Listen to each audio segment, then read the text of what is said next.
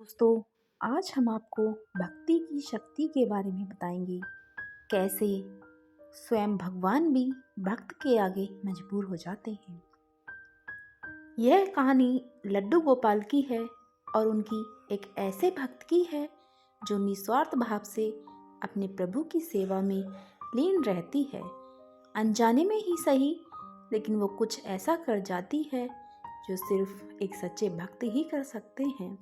और फिर श्री कृष्ण के बाल स्वरूप लड्डू गोपाल की अपार कृपा उस पर बरसती है। तो चलिए अब इस कहानी का आरंभ करते हैं।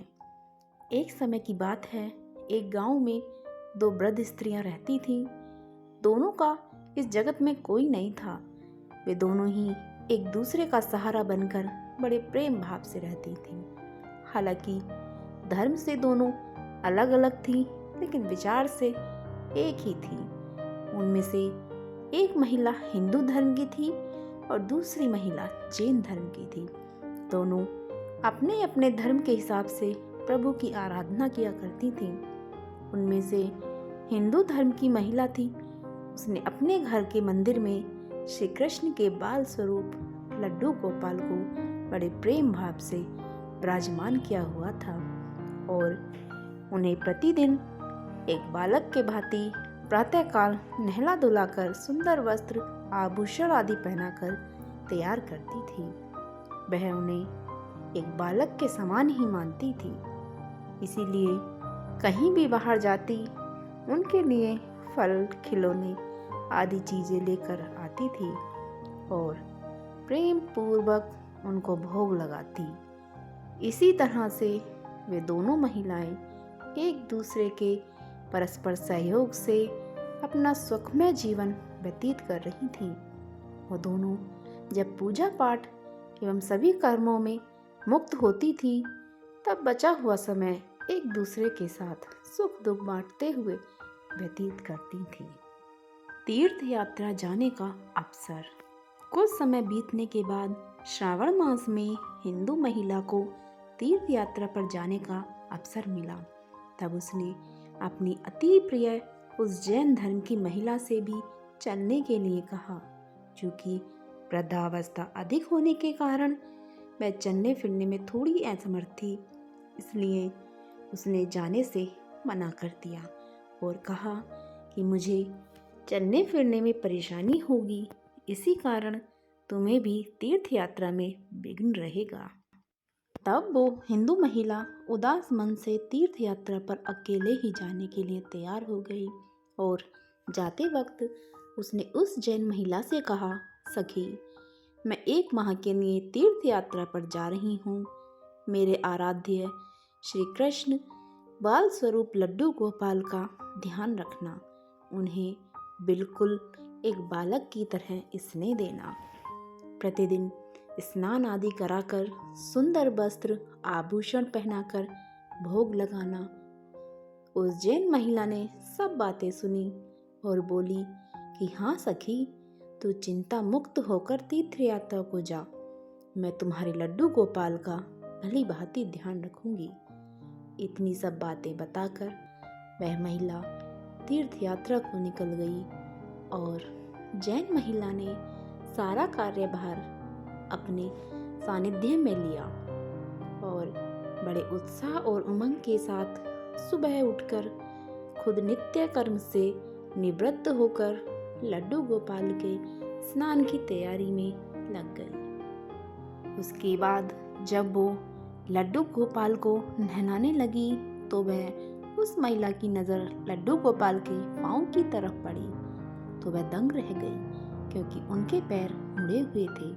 उसे लगा कि उसकी वजह से उनके पांव टेढ़े हो गए हैं। इसका मुख्य कारण ये था कि उस महिला ने जब भी उन्हें देखा था, वस्त्रों एवं आभूषणों से सुसज्जित देखा था, वो इस बात से अनभिज्ञ थी कि लड्डू गोपाल घुटनों के बल पर बैठे हुए थे।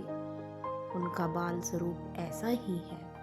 वह बहुत परेशान हो गई और सोचने लगी कि मैं अपनी सखी से क्या कहूँगी।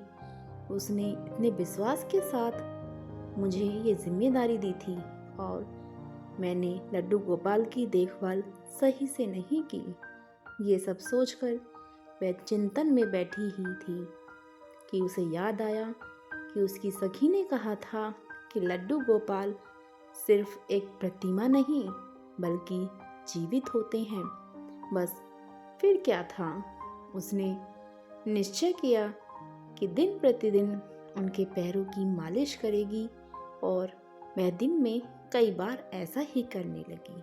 और जैसा कि श्री कृष्ण का स्वभाव है, वो हैं ही इतने कृपालु, दया निधान और वृद्ध महिला की इस नादान भक्ति से वशीभूत होकर उन्होंने उस पर अपनी अपार कृपा लुटा दी। और एक दिन वह महिला रोज की भांति प्रातःकाल उठकर लड्डू गोपाल को नहलाने का प्रबंध कर रही थी कि उसकी नज़र उनके पैर पर पड़ी। उसे देखा कि उसके पैर ठीक हो गए और यह सब देखकर वह वृद्ध महिला खुशी से फूली ना समाई और यह सारा वृतांत सुनाने के लिए अपनी सखी का बेसब्री से इंतजार करने लगी। तीर्थ यात्रा की वापसी। कुछ समय पश्चात जब वह हिंदू धर्म की महिला तीर्थ यात्रा पूर्ण करके वापस आई तो सबसे पहले वो अपने लड्डू गोपाल के दर्शन को लालयित थी। और जैसे ही उसने लड्डू गोपाल को देखा तो आश्चर्य में पड़ गई। उसने देखा कि लड्डू गोपाल खड़े हुए थे। उसने सोचा कि शायद ये उसके लड्डू गोपाल नहीं हैं और अपनी सखी के पास जाकर ये सब पूछा। तब उस जैन महिला ने सारा वृतांत उसे सुनाया। उसकी बातें सुनकर हिंदू महिला समझ गई कि ये सारा खेल उस मुरलीधर कृष्ण कन्हैया का है और दौड़ी दौड़ी लड्डू गोपाल के पास पहुंची और उनके चरणों में गिरकर बोली, हे मेरे कन्हैया, हे मुरलीधर, आपकी दया की कोई प्रकाष्ठा नहीं है, आपकी कृपा का कोई सानी नहीं है। और फिर उस जैन वृद्ध महिला से बोली कि हे सखी, तू धन्य है, तुझ पर श्री कृष्ण की ऐसी कृपा हुई है जो कोई कभी नहीं सोच सकता। तुझे नहीं पता कि हमारे लड्डू गोपाल के पाँव तो ऐसे ही थे क्योंकि उनका ये बाल स्वरूप बैठी हुई मुद्रा में है, लेकिन तेरी भक्ति ने उनके इस स्वरूप को बदल दिया, उनके पैर सीधे कर दिए। बोलो जय श्री कृष्णा। चैनल को सब्सक्राइब करें, वीडियो को लाइक करें।